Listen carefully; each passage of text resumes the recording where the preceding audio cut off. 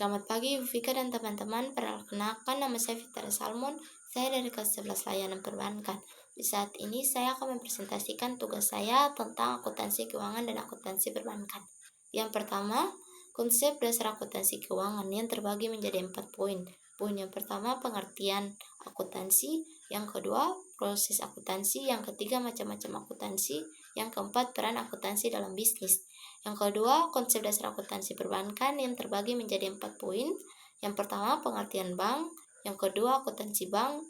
Yang ketiga, laporan keuangan bank. Yang keempat, komponen laporan keuangan bank.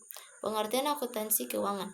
Akuntansi keuangan adalah cabang akuntansi yang berfokus pada pencatatan, pengklasifikasian, dan pelaporan transaksi keuangan suatu perusahaan atau organisasi.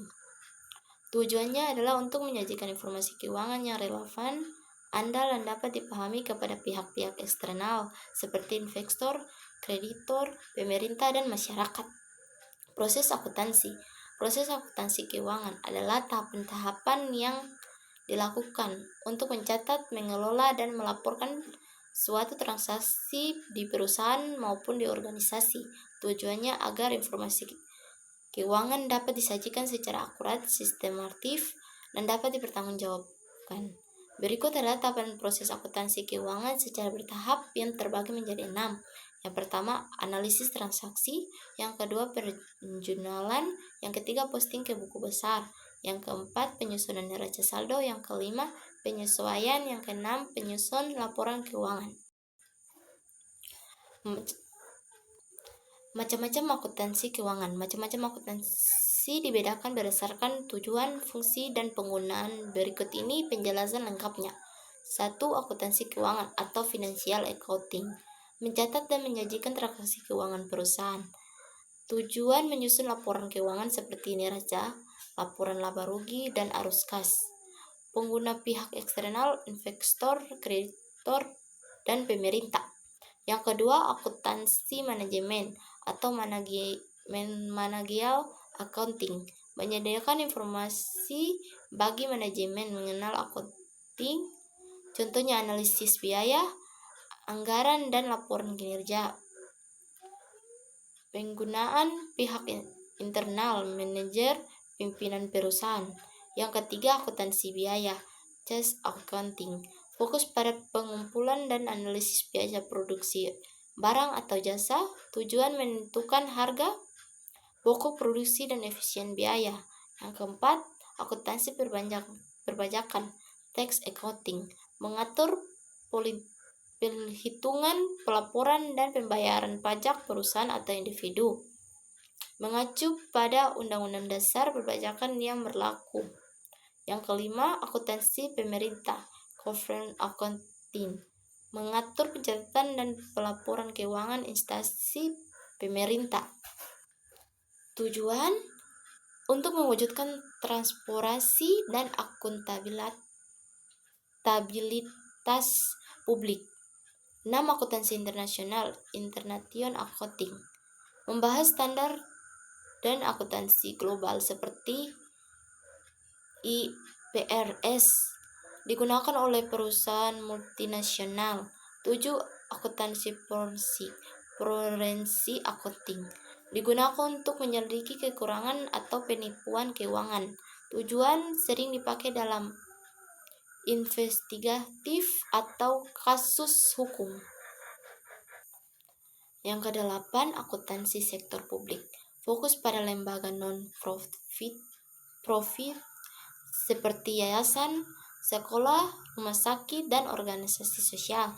Tujuan memastikan dana yang digunakan sesuai amanat. Yang kesembilan, akuntansi auditing, pemeriksaan.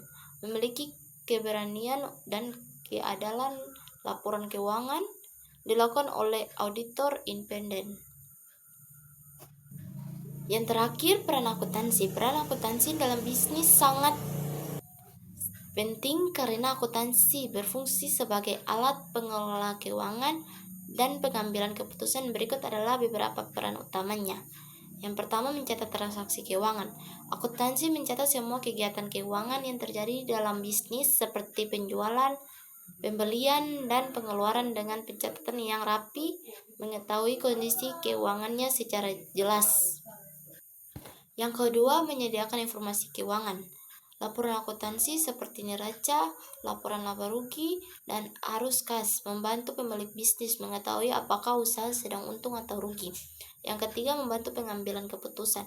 Informasi dari akuntansi digunakan oleh manajemen untuk menentukan strategi bisnis, misalnya kapan menambah modal, meraihkan harga, atau mengurangi biaya.